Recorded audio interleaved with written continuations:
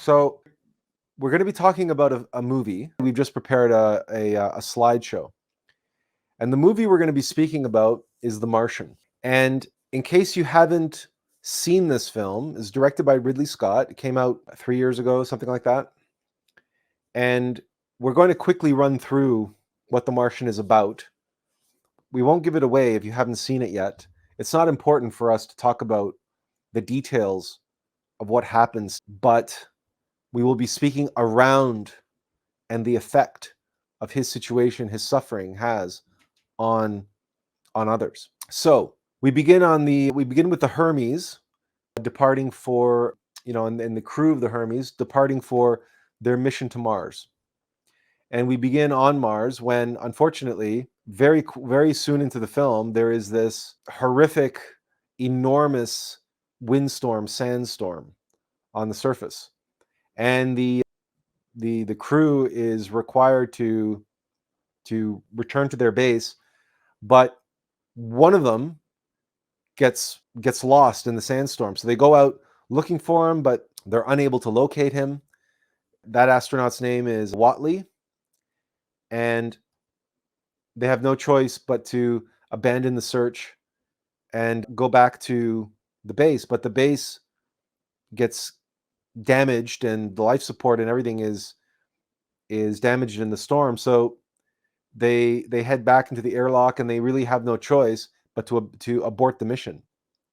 So they leave the surface and they return to the Hermes, and they go on their way back to Earth, having left Whatley behind, having left him for dead. But it turns out that he's not dead, and he digs himself out from the sand, and he finds himself completely alone on a desolate planet. And we begin to hear his inner psychological process in dealing with this as he leaves his video diaries and records these video diaries for posterity, but also for NASA, and also, I guess, for his own benefit. Like, why do people keep diaries? Because it's a good thing to get things off of your chest. And he resolves not to die.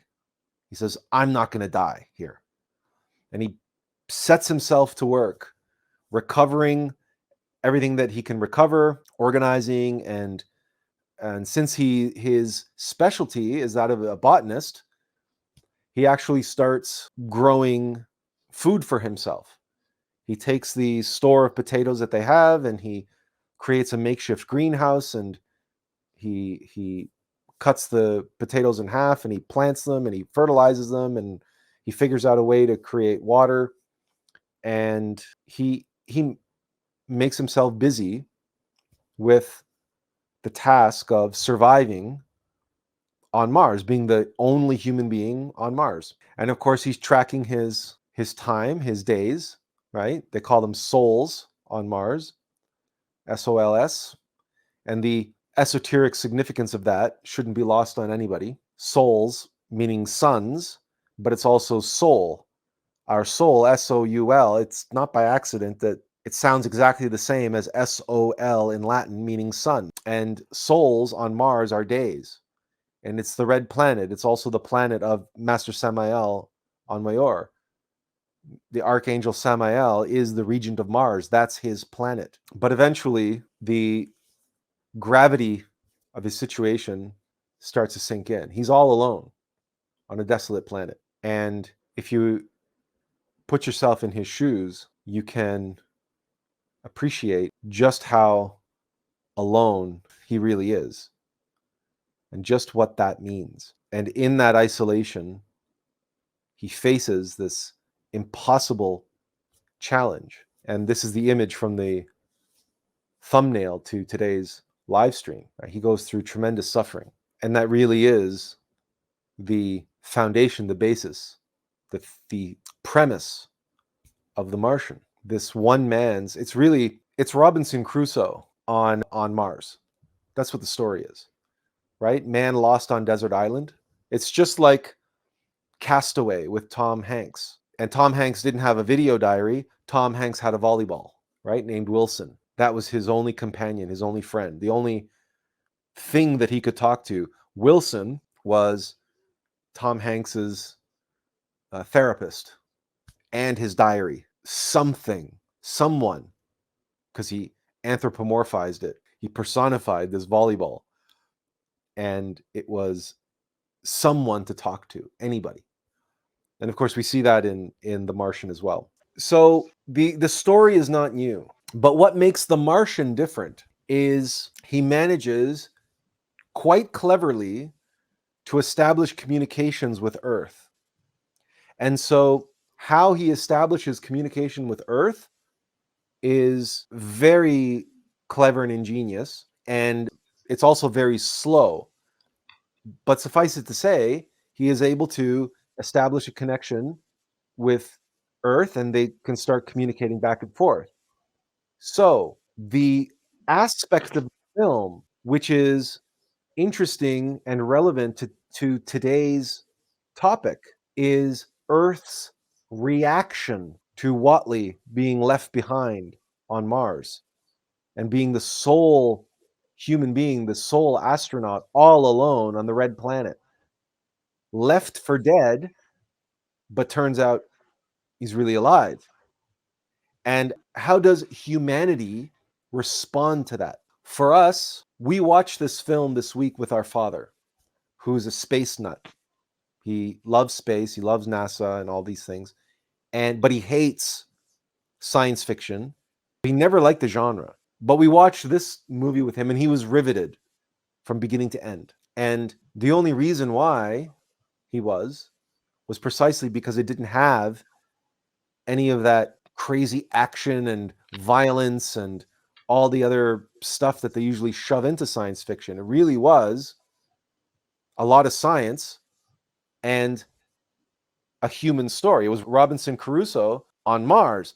But the aspect that really sets this film apart is the Earth's response to one of its sons suffering all alone on a desolate planet, and how the Earth bands together, how everyone at NASA is awoken to do their job to the best of their ability in order to get Whatley home. And the entire planet bands together in solidarity, in prayer, in support of bringing home our lost son. It's the parable from the Bible of the shepherd going out after the lost sheep, the one lost sheep. It's that parable when you look at it from the Earth's perspective. When you look at it from Whatley's perspective, it's Robinson Crusoe in space, right? It's Jesus in the desert, 40 days and 40 nights. It's the Israelites in the desert 40 years, wandering in the desert. But if you look at it from the point of view of Earth, it's the parable of the lost sheep and the shepherd who goes out for the lost sheep. Only in this case, it's not one shepherd, it's a planet of individuals, but all of a sudden, they all suddenly become NASA employees. They all suddenly become shepherds of this astronaut. And would they have the technology, they would personally go and get him, but they don't. So they have to rally behind the organization NASA, which is responsible for them, and the head of the Mars program and the head of the spaceflight crew. But what is most uplifting is the hope and the realistic depiction, the plausibility of it all, that people are rallying in Times Square to watch the NASA updates on the giant screen in Times Square. The world is on the edge of its seat. The world is riveted. They're rallied behind this one individual, this one lost soul, and all of his suffering. And they unite. At some point, there's this catastrophic failure as they're trying to send a resupply vessel to Mars because he's going to run out of food. He's going to run out of water. They're trying to do everything in such a tight schedule. They decide they're going to skip the pre-flight safety protocols in order to make their launch window. And they make their launch window and everything's looking good, but then there's a catastrophic failure. So they have no choice. They have no choice but to pick up the phone because they get a call. And they pick up the phone, and on the other end of the phone is the Chinese Space Agency. And here, for the first time in maybe any film we've ever seen, you have a depiction of enemies that are fighting a Cold War come together and say, how can we help? We have a rocket. You can use our rocket to resupply. And there's this beautiful sequence of cooperation between the United States and China. And for us, the power of the Martian, the power of the story, and its true allegory is this lost sheep, the shepherd who goes out into the night, into the storm to retrieve the lost sheep. But it's not one shepherd, it's the village, it's the planet that unites and goes to get the lost sheep. This is an aspect of inspiring others through our suffering. And you see, it's not quite lead by example, because Watley is not leading here. He's just trying to survive. He's just doing what needs to be done. He's on his journey. He's Robinson Crusoe on Mars, and he needs to do what he needs to do for himself. When the world is given a window on his journey, a window on his suffering, little snippets of his experience, the struggle that he goes through, the obstacles that he faces, and how alone he is, inspires them and unites them. This is an aspect of the path of the Bodhisattva that goes beyond leading by example, right? Watley doesn't want people to get on a spacecraft and go crash on a planet somewhere and try to survive on their own, right? That's the, and it's not, and it's also not a matter of inspiring everybody to do everything that you can to survive, right? Because that's the example that he's giving. He needs to science the shit out of everything.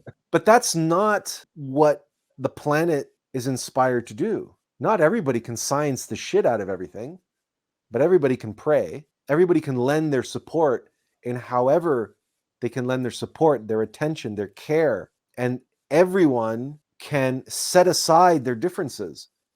They can set aside their pettiness. They can rally behind this cause, this struggle, because it's an archetypal human struggle, and everyone can feel into and experience, vicariously experience and participate in Watley's struggle to survive. And in doing so, Watley is not alone anymore, not by any stretch of the imagination. The whole world is with him. And that, of course, helps him psychologically to some degree. He's not alone anymore. The rest of the film is all about the how they overcome the challenges together, and how the inspiration and unity inspired by Watley's circumstances brings the best out of everyone on the planet, at least for the period of time that he's there and struggling. And so this is another level that the Bodhisattva can inspire others, not just by the cold, rational, pragmatic, obvious way. Well, of course, they're leading by example.